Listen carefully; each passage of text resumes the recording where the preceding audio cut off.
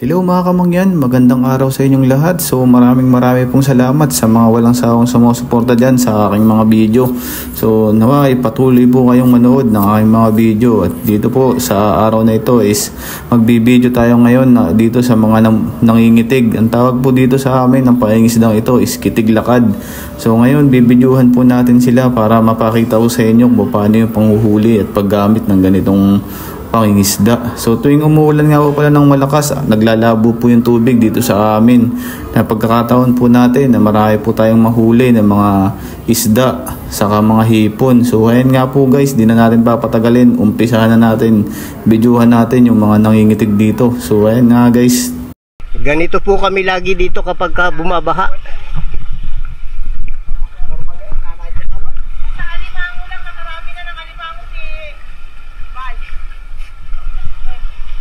Mangon rin yun.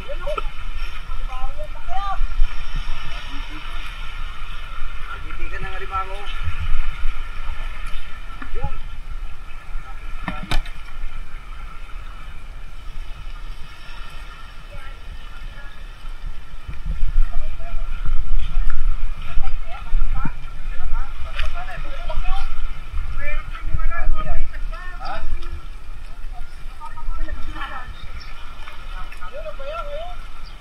Sandig ko, sandig di. Ilog naman nila eh.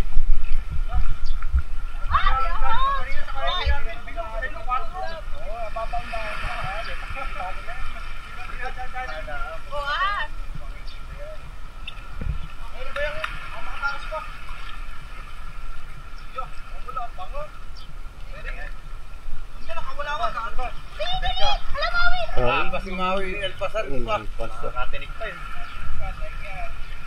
Ngibit pa. Huwag nyo kasi papuntahin si Maui dyan sa tubig. Naalpasan eh. Nakalpas talaga yun. Nabaliktad kasi lambat. Baliktad yung balik dito. Nabaliktad ang lambat ka. Baliktad doon. Hilaan nyo. Ito. Ito ba yan yun? Ano lang, may malaki. May malaki. Dawang. Dawang yun. Ayan yun. Daming hipon, no? Wala, oh. Hipon na, oh. Kaya kong takutin eh, kaya lang. Yun, ba yun? At ayan nga guys, pagkatapos nga pala ng mga ilang minuto na kanilang paghihila ng lambat, ito na nga po pala yung pinaghirapan nila.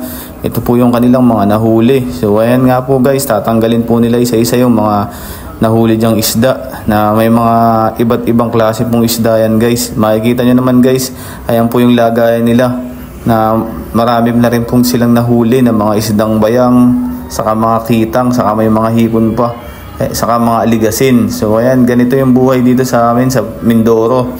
Talagang pag umuulan, ganito yung isa sa pangunahing hanap buhay, yung pangingitig ng lakad.